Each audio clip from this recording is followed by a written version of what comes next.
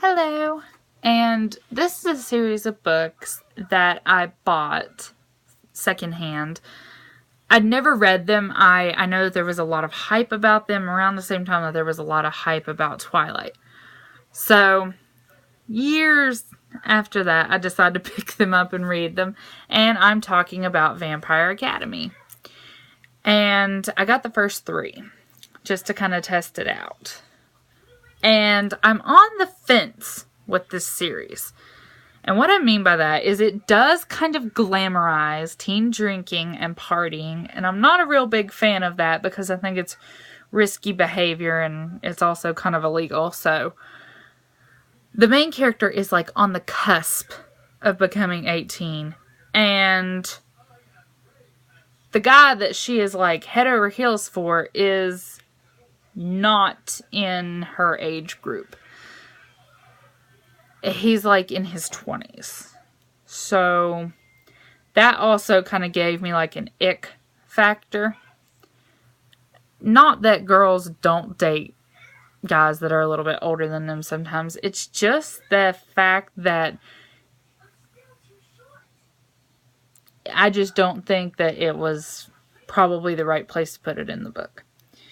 But anyway, because, like, he really tries to, like, he's like, no, I'm older than you, and I'm your teacher, and, I mean, so, kind of weird, not gonna lie.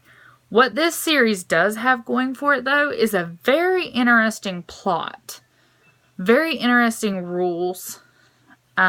This focuses on Dhamphirs being, like, bodyguards to the Mori, which are living vampires, which means they're born and they don't kill people and they have magical powers.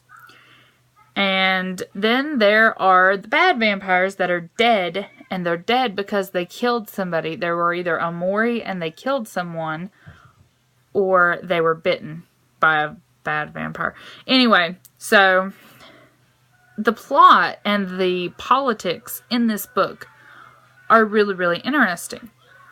And so, like I said, there was a couple of ick factors in this series that me as a parent, I don't really particularly like in this series.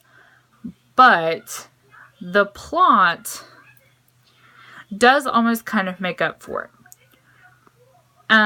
In this one, we see that the 2 girls, one is a Dhamphir, and her Mori that she is guarding, that she has a bond with, are on the run. They've been in hiding for 2 years. So, this is a really interesting setup anyway. And we also find out that, you know, she's letting her Mori feed off of her, and that's considered almost like a drug addiction in this world.